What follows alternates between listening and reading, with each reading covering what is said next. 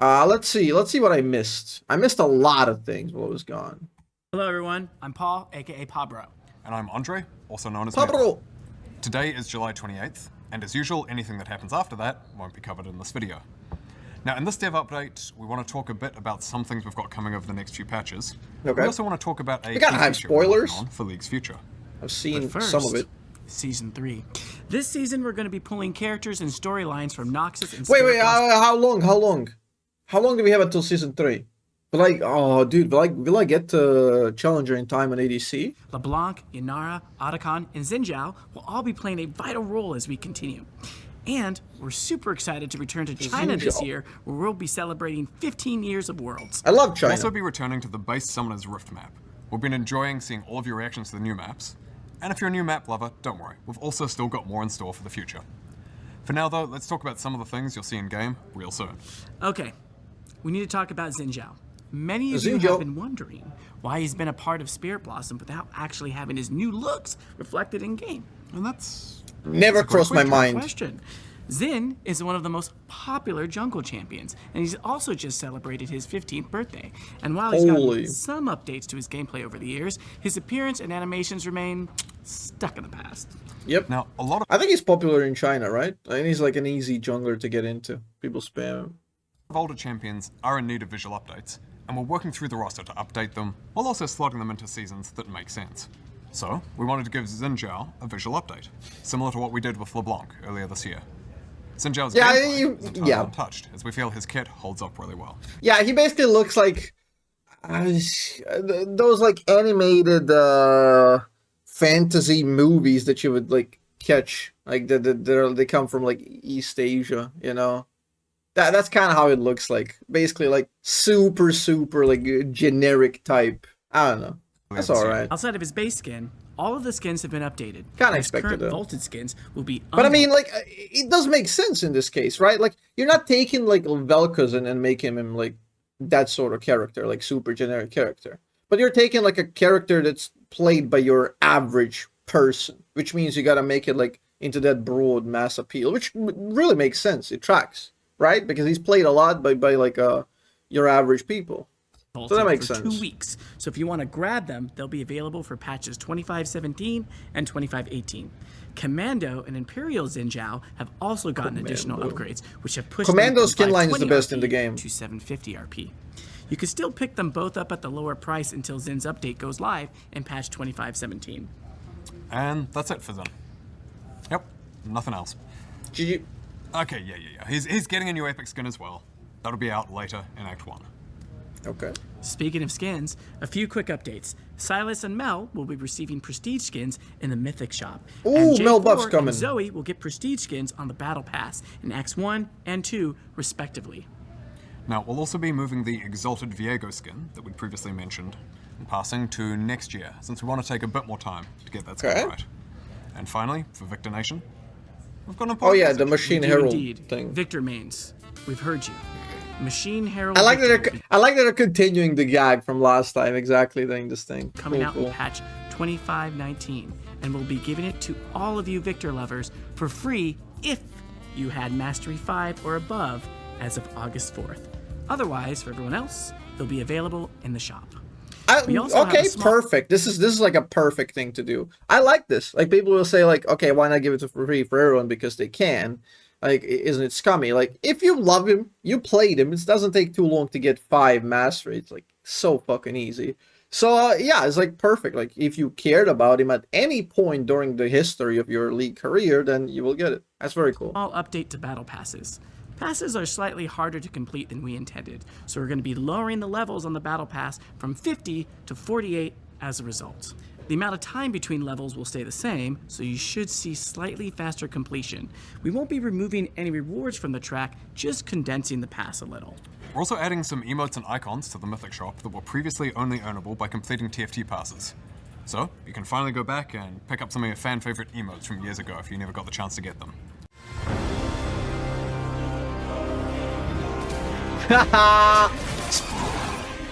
Holy. I've seen the spoiler on this on Twitter, but I'm just as excited. Fucking hell.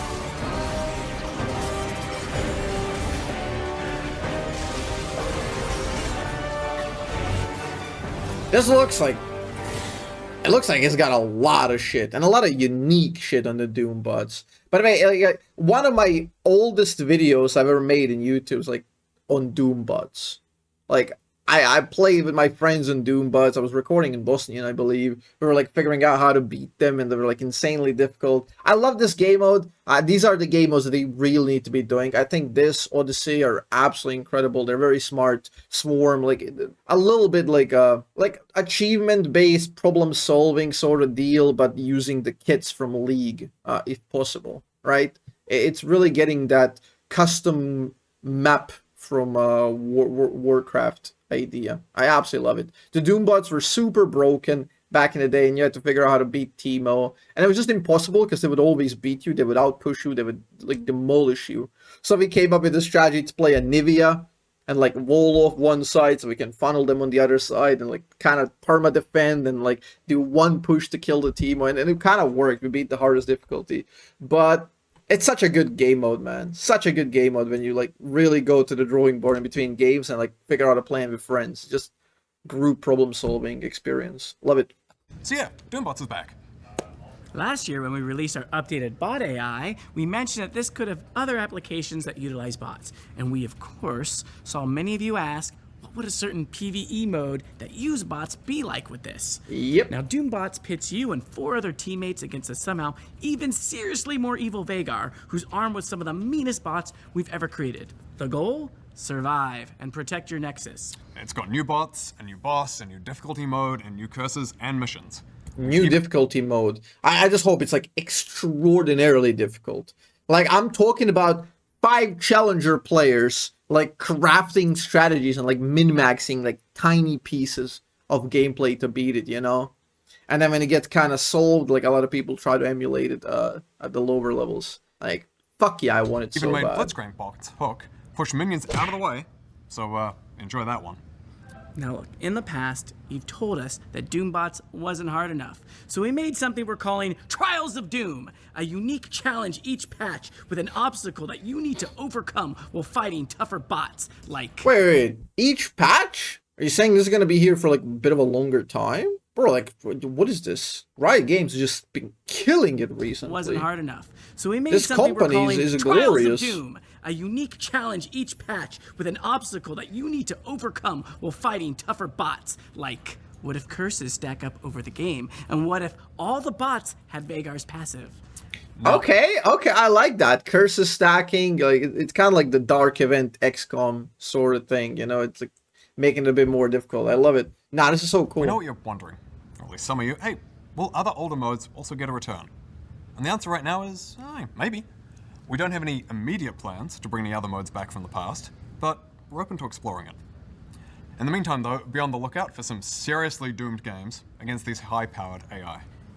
And if you're looking to learn Can't wait. more, we have a blog out today to cover more about this update to Doombots. So we have a key update that we want to talk about that we believe will help new players in particular. WASD controls. Hold on, Andrew. Ooh. Is it WASD? Is WASD? it WASD? Is it WASD? Is it what's up? I don't know, chat. Let us know.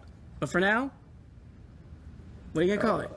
It's WASD. WASD, all right, he said it. WASD. Okay, so this is like a really big debate right now. I saw I mean, obviously, like, I didn't watch this video, but like I saw like people were panicking on Twitter about the WSD controls, and I think this is overall a good thing. There's like there's a decent potential. A lot of champs are gonna get broken by it just because of the nature how it works, how the input has its benefits and downsides. So yeah, this is like a super big thing. It's like a super big thing. So the most important part is not even the pro play. It's not even the highest level.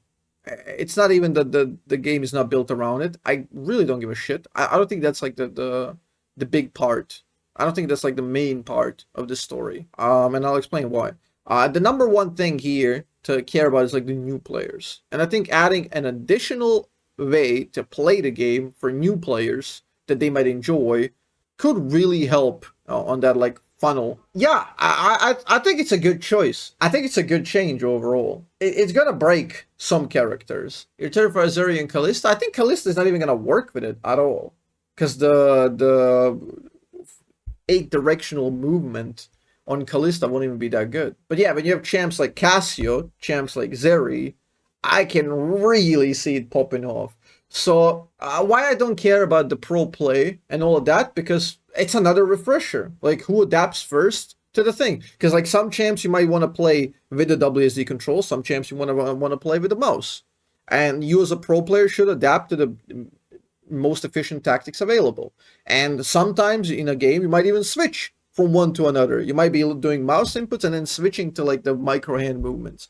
I think that brings another dimension to the pro play, and like pro players shouldn't take too long to get adjusted to this.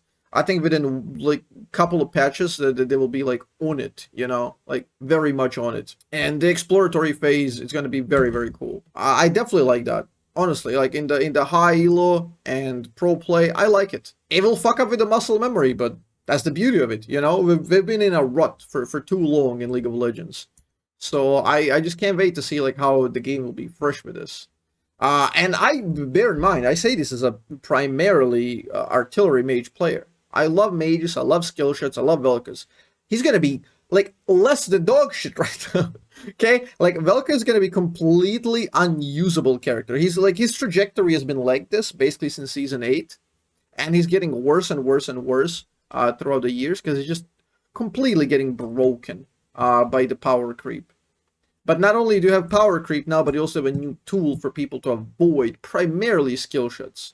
And hell, even like the footsie is gonna be better, like the tethering. So like imagine you're playing versus somebody who's like very good in WSD, and you're moving around in the mid lane, and it's like he's just gonna be tethering so fucking well. Perfect spacing is possible. There's like no delay input with the mouse, especially when he wants to aim at you. He can really like just walk up. Like, you can see Talon level 1 walk up to VelKoz and just be like, okay, what up, dude? You know, just gonna, like, instead of you going behind the wave and kind of bullying them, they will walk behind the wave level 1 and be like, what up? You know, try to shoot me. So it's gonna be very cool.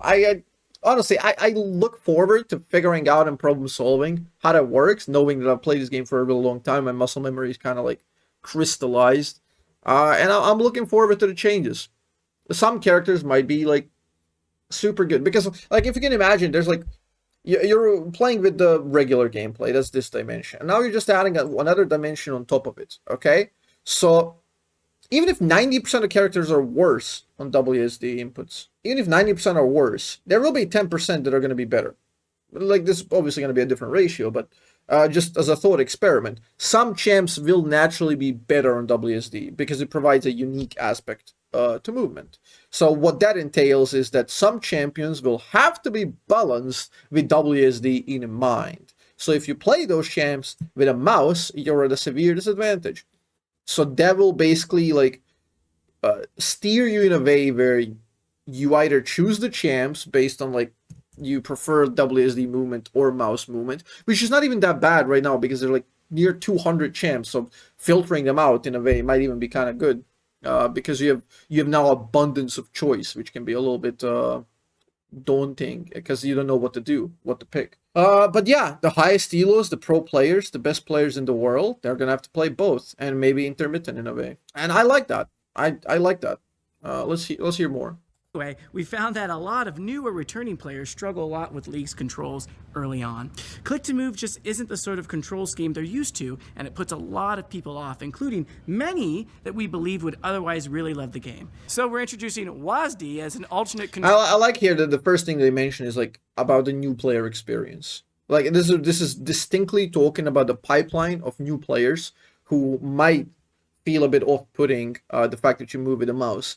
And I believe this is aimed at the Wild Rift players, at the modernized console gamers, because people who grew up like really old League of Legends players, they played Dota before, and before Dota they played Warcraft 3, the Frozen Throne, Warcraft 3. Before that they played like, depending on how deep they go in the hierarchy of these sort of games.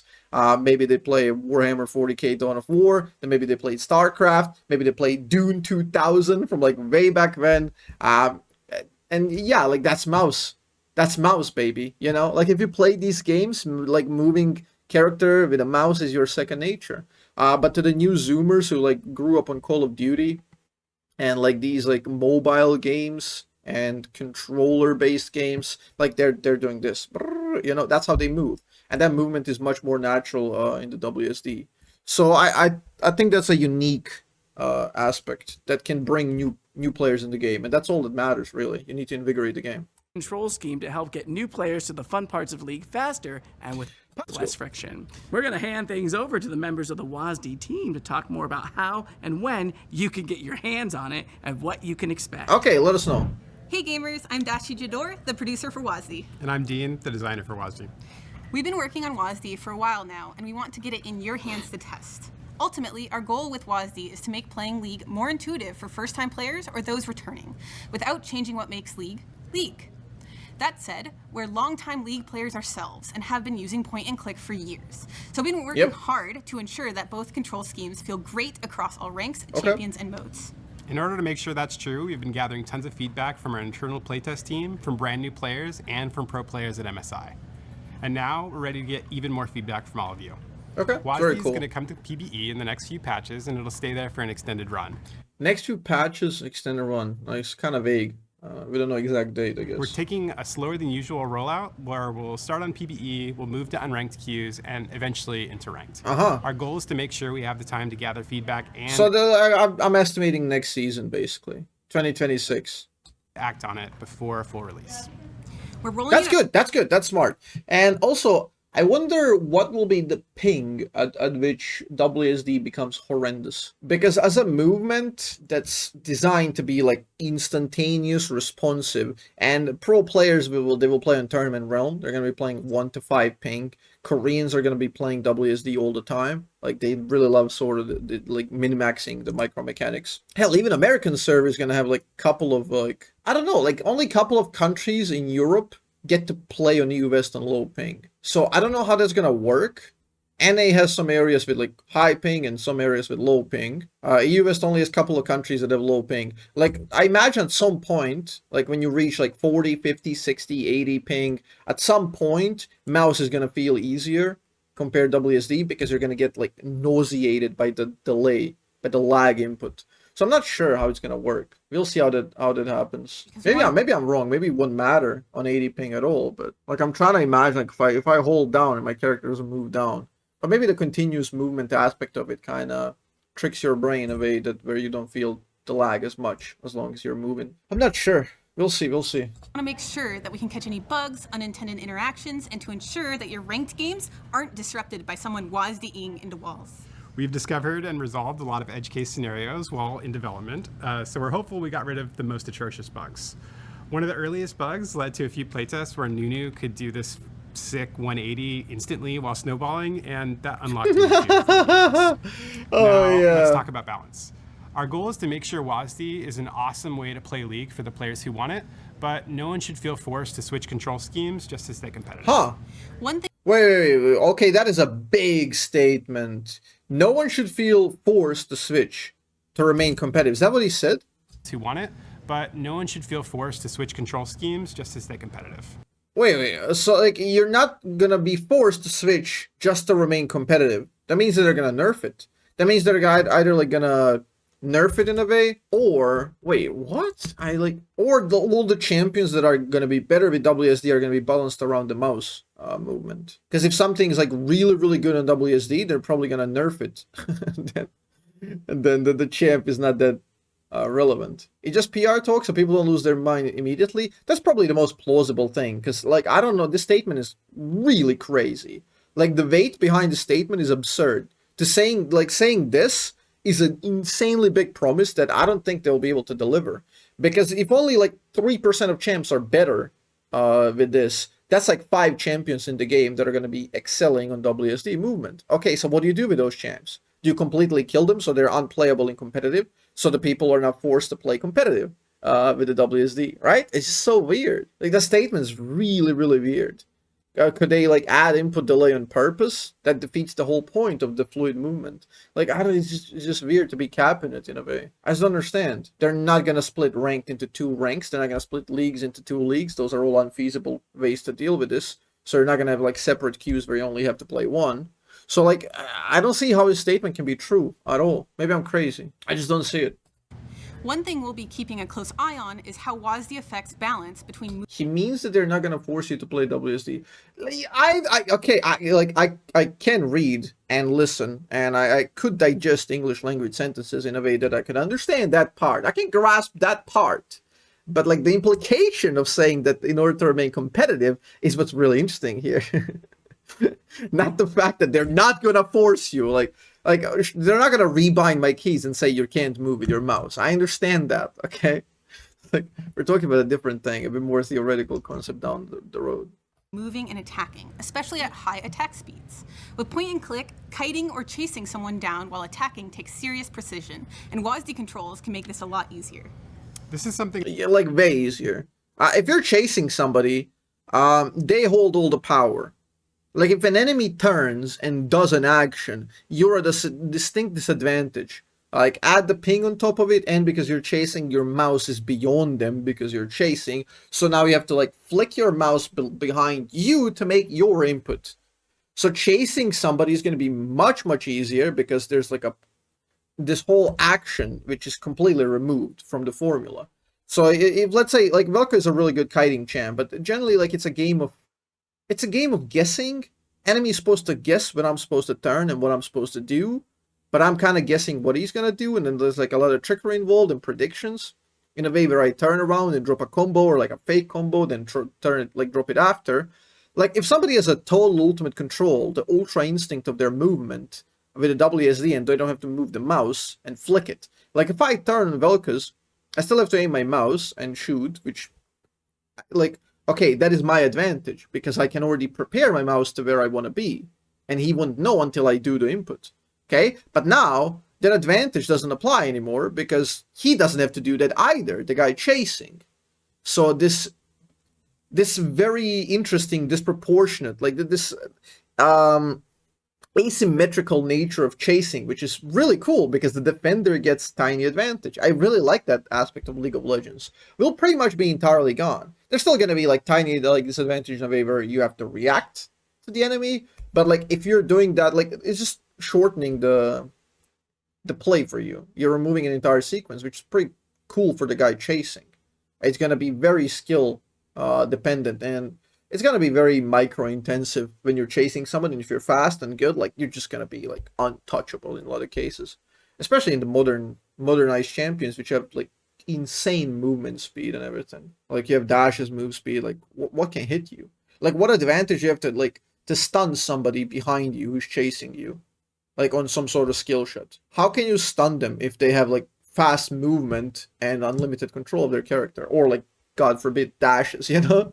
It's like which is basically every champ these days. Gonna be interesting.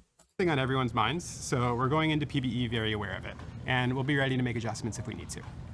Beyond WASD movement and improving the way the champion feels while in WASD, we feel there should be a few other things that can be improved for both control schemes. So we're making some updates to those spaces, like key binding and camera. For key bindings, we're exploring a lot more finite controls for players to be able to set whatever they want. For example, we'll let you bind the left click on your mouse without having to edit your system files for the first time in League's history. We're also adding a new version of locked camera called Dynamic Locked Camera. It extends your view towards your mouse, and our hope is to get the simplicity of locked camera, but with some flexibility to see more of the action when you need to. Yeah, like this is very in line with what I assumed earlier. It's like they're trying to simplify the movement and observing the game to try to make it feel like Hades, to try to make it feel like these modern scheme games of like fast movement mobile games, like the Zoomer sort of thing. Which again, I like. It's cool. I like that. That's great for beginners. They will have much easier pipeline to enter League of Legends sphere and get locked in forever with us. They will be here in 15 years discussing the new changes in Season 30, so God help them. These updates are going to be locked to WASD at first, and the only reason we want to do that is to make sure all WASD-related features are in a great state before we roll them out to everybody.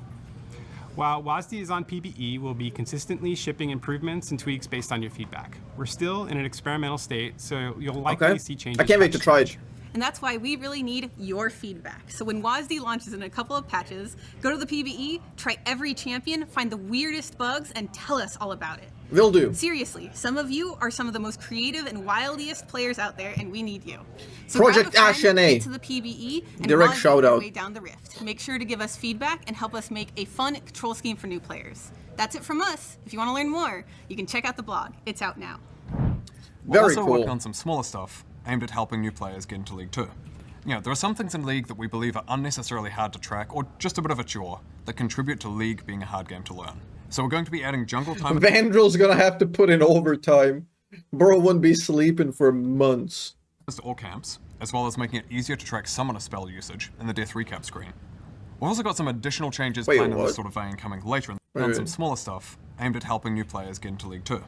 You know, there are some things in League that we believe are unnecessarily hard to track or just a bit of a chore that contribute to League being a hard game to learn. So we're going to be adding jungle timers to all camps, as well as making it easier to track summoner spell usage in the death recap. Wait, don't we have the fucking jungle timers? We don't really have them, but we kind of have them though. It's not like they're like random appearing. It's like if if you cleared blue side or red side based on the spawns, even if you kind of forget mid game, you can easily remind yourself where you go. You have the buffs. Based on that, you can also deduce and have use this thing called short-term memory, where you remember which camp you cleared into the another camp. I don't know. I kind of like these for sort of normal game. I think all of this shit would have to be disabled in ranked. I think I would force disable it on ranked experience. I think it's cool to get people into the game and learn the game, but yeah, I don't. But again, I'm that sort of type. I'm that type of person. I don't like user-friendly design. I don't like hand-holding in basically anything. So maybe I'm just fighting the inevitable change here. Maybe I'm shouting at clouds. I'm not a big fan of this, but if it gets new players to play, it's like a necessary evil. I'll bite the bullet, so whatever. Recap screen. We've also got some additional changes planned in this sort of vein coming later in the year, and more on those in a future dev update. Hey all, I'm Riot Froxon. And I'm just a capybara. Oh, okay, We're here it's to the talk more goat. about the ongoing work we've been doing to reduce game ruining behavior. Earlier this year, we began issuing LP refunds for when we detected cheaters in your League games. While also banning them, of course. After that, we started rolling out improvements to our griefing and inting detection to make sure these sorts of people don't end up in your games. With all the work that we're doing for the future of League, we also know that the element we need to maintain above all else is League's competitive integrity. And in order to keep that Holy. reality, we need to give you games with 9 other players of similar skill levels. We've heard your frustrations over the years, and we know that you want us to do more Bro heard more frustrations than anybody else on Twitter in just a week. Straight about up. smurfing. And we agree. It sucks, and it makes your games worse. So starting in patch 2518, we're going to be taking additional action against accounts that use the 2 most common smurfing behaviors we see, boosting and hitchhiking. Simply put, Wait, what is hitchhiking? boosting is when someone else plays on your account to climb to a higher rank, and hitchhiking is when a higher skilled player duos on a fraudulent, usually purchased account with a lower skilled player to artificially increase their rank. So like a duo boosting kinda. Yeah, makes sense. Makes sense. Yeah, I guess these are the 2 most common. And again, as I think I made a tweet on this, and it's I think it's decent tweet that explains this sort of thing. You can fight this sort of deal, and you want to hit hard on the people who are egoing and boosting and playing like super low below farming win rate % just so they can like farm their ego. A lot of people will stop it. It's like if you just add enough hurdles for people to achieve this, a lot of people will just stop because it's not worth the effort to go through hoops to farm like iron players, So just a little bit of a nuisance and they will quit. The boosting is a whole different beast entirely. Boosting is a large economy. Boosting players is just crazy difficult to deal with because it's already been a crazy developed industry. It's really big. The amount of people that boost for money for a living is enormous. So like the ego guys and the people who just want to be higher rank, so they kind of get hitchhiked by their friend. All of these people they're kind of easy to deal with and they will not fight back. The boosters will fight back. Whenever there's money involved, there's like a big fight. This is like Prohibition 2.0, like Prohibition for League players. Removing boosting in a way and like trying to remove it is just such a big battle. It is a crazy big battle to fight. Because if people's livelihood is in balance, they will fight it. they will fight it tooth and nail. So they're gonna, because there's a big industry, they're gonna look to find all sorts of like different ways to avoid the whole problem. Remove duo. I'm honestly in favor of removing duo. Like I don't care about duo queue that much. It just ruins the integrity for solo queue in a way. They should just create more ways to interact with your friends, i.e. the Doom bots and such game modes and custom maps, custom game modes. Way for you to customize the maps. You go into an ARM and then choose like the parameters. Make it, okay, 2v2, but we both have like 400% damage, you know? It's like, whatever the fuck. And that's the way for you to interact with your friends through League of Legends. So yeah, I saw Drew sent a McDonald's job application to a guy boosting, and this is like incredibly bold. Bro just put a hit on himself. He's made a lot of enemies. Drew is just, he's the GOAT. He's the GOAT. He's just unapologetic. He just does all this sort of stuff. He told Project Ashane that he's not getting the value out of his character and not performing on it. He told this guy that because he's making most of his money by boosting, he just said like, careers McDonald's. Fucking GOAT. But yeah, like as I said, these people are not gonna be easily quit. They will not easily quit. So yeah, I don't know. Like there's a flex queue. You can play flex queue. I don't think duo should have any. Duo has no business being in the solo queue. It's just weird. It's just impossible to balance around. It's completely weird, unnecessary. It just adds inconsistencies, inaccuracies in the competitive integrity. Just pointless. Just pointless. Make other ways for people to interact. We'll be taking action on both accounts in these situations, both the booster and the boostee. One of the reasons we're doing more now is because Vanguard has given us the increased capability and accuracy we need to determine if accounts are being shared or sold, which is what enables most smurfing. Back in 2513, we added a new rank manipulation report category, so you could let us know when you believe someone is boosting, hitchhiking, deranking, or whatever. Your reports were instrumental in helping us gather a bunch of data to improve our detection systems, and we'll be using a combination of our detection systems and reports to punish these accounts. You'll also get a feedback report, so you'll know when you've helped us find these accounts. I just wish they would mention the fact that the part that was like a big part of the discussion also on Twitter, which is the smurfing. The smurfing where it's not like a deliberate duo boosting, but smurfing for content creation and smurfing for people who don't want to wait for 40 minutes in Challenger to play a game. People who like go in dodges, and then because of the dodges they have to wait a bunch of times, so they play different accounts. I wish they would mention this a bit, because this is not giving me that any solutions are being concocted on there. I also talked about in my Twitter thread, I think you can find it, or maybe like editor can put it on the screen. Basically, like there's like two different approaches, stick and the carrot, and like everything they've talked about is basically the stick. They're just gonna beat down the boosters. They're gonna beat down the hitchhikers. But I think we also need like a carrot approach where we give some sort of prize to the highest elo, where we lower the queue time, where we remove the dodging, we incentivize Challenger players to play in Challenger. Give them a reason to queue up there. Give them spectate live. Give them spectate live that you can only be a part of your really high elo, and you can connect your Twitch or whatever you're streaming on YouTube, you can connect it directly with the League client. And then if you appear on the Spectate Live, people can not only Spectate Live you with the delay, but they can also click on your stream to get your POV on the Spectate Live.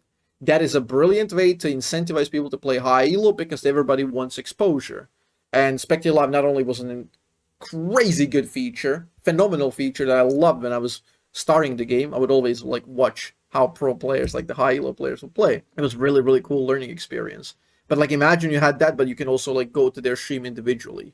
You know, like back in the day, like you queue up season 2, you see Spectate Live, like you have people playing, and it's like, oh, it's Hotshot GG on his Nidalee on Spectate Live. You click there and it's like connected to his stream, you go boom to his stream, and you hear him like shouting like, why doo-doo, why, you know, like whatever the fuck. But it incentivizes people to like be honorable and have like high honor, that they're going to be nice and communicative, and that they get these benefits of getting like the pro view but in Challenger essentially. It's just incredible. It's just so good idea. But yeah, you're talking about the top 0.01% smurfing problem is much bigger than those. Definitely, like there's multiple coins of this, but it's not that, like that's not the super tiny portion, because a lot of the people smurfing aren't these like super Challenger players. There's also people who are there's a lot of master players who believe that they're good enough, but they're not. but they smurf to make themselves feel better because they failed in their main account and they're stuck in master. But if you offer prizes, or they could appear on the Spectate Live, or they had any of these ways, like they want to get the recognition, even those master players would stop playing gold elo, because they would, because they're already delusional and believe that they can be there, so they will grind a lot more on their main accounts, making the population much more dense, shortening the queue time. And on the second hand, they will also learn because they play more games and they want to get there. Like, this is how incentivization works. If you give prize to the top 10 players in the ranked, do you think that only benefits the top 10 players? That's not how it works. That's not how incentives work. If you give like challenger jacket to the top 300 players, you're not rewarding 300 players. You're incentivizing the top 10,000 to go into this battle royale to get the jacket. Okay? So that's how it works. So if you give the ability to appear, as long as you're like GM or like High Master, if you can appear in the Spectate Live video or stream there, like, you bet your ass these guys won't be smurfing. But yeah. Accounts. And we're going to be doubling down on banning accounts that are being bought, sold, or shared, regardless of whether or not they're used in ranked smurfing. For those of you who are wondering if this applies to your alts, if you're the only one who's ever played on your alt and you aren't engaging in ranked manipulation, you're fine. So if you've got another account that you created and leveled on your own to learn another role, or it's kind of funny that the tall TF Blade is ruining the business model of the short TF Blade. Drew kind of looks like him. So it won't be smurfing now. GG. play norms with lower skilled friends or whatever, don't worry. We're not coming after you. And if we ever do get it wrong, let us know by filing an appeal with our player support team. Remember? We are Yo, that reminds me of the fucking tweet. How do I find the tweet? How do I find the tweet? Last Supper of NA, right before Judas Blade betrayed North America. That's the true height of TF Blade. Oh shit. I love this. Yep. Process of banning a bunch of accounts that were commercially botted and meant to be resold. We're going to go through and also ban a bunch of accounts that have been sold or shared that people use as part of a roster of alts to do various bad things. Another longer-term project we're working on that will also help reduce smurfing is TrueSkill 2, with its increased MMR detection accuracy. We started testing it in North America in March in normal SR and ARAM. We then fixed some issues and expanded testing to all unranked queues in Korea last month. We're seeing players placed correctly in about 5 games, which is 3 to 5 times faster than our current system. Holy! We know League's matchmaking is super important to you Really? and to us.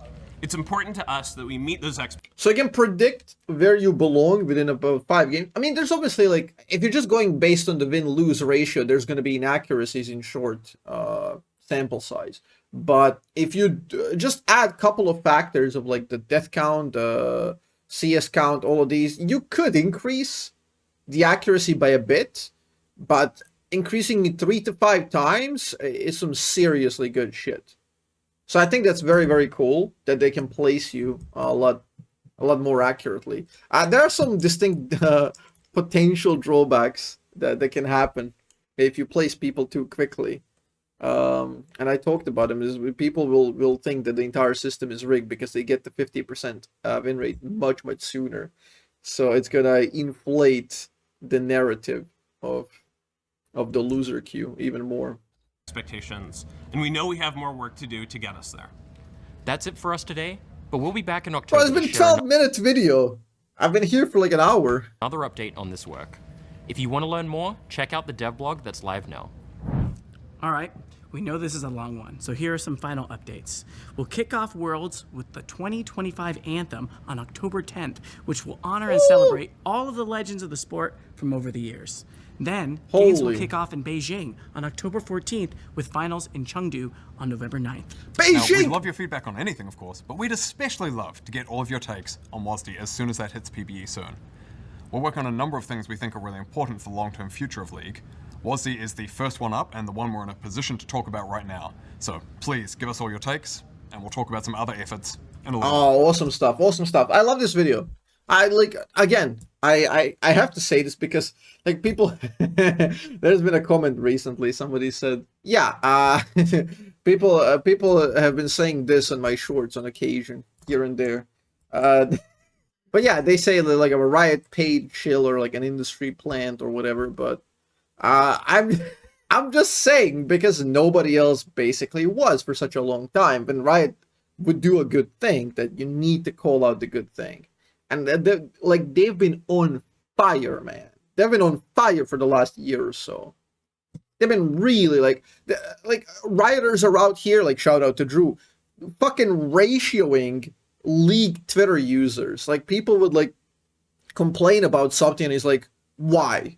He just comes in and it's like says, why do you think this? What do you think this means? He just like pries a bit deeper, and like the narrative always falls apart about like the shallow criticism, because that's what usually would work on Twitter. You can just type Riot bad and it's like boom, it's like thousands of likes and retweets. But he can just like disarm that by transparent communication. That's phenomenal. And not only on that front, but they've also been utilizing that information from these talks and then reusing it in the dev team. And absolutely incredible stuff. So yeah, I'm totally not paid to say this, but Riot is doing a phenomenal job. Keep it up, Riot. Proud of you.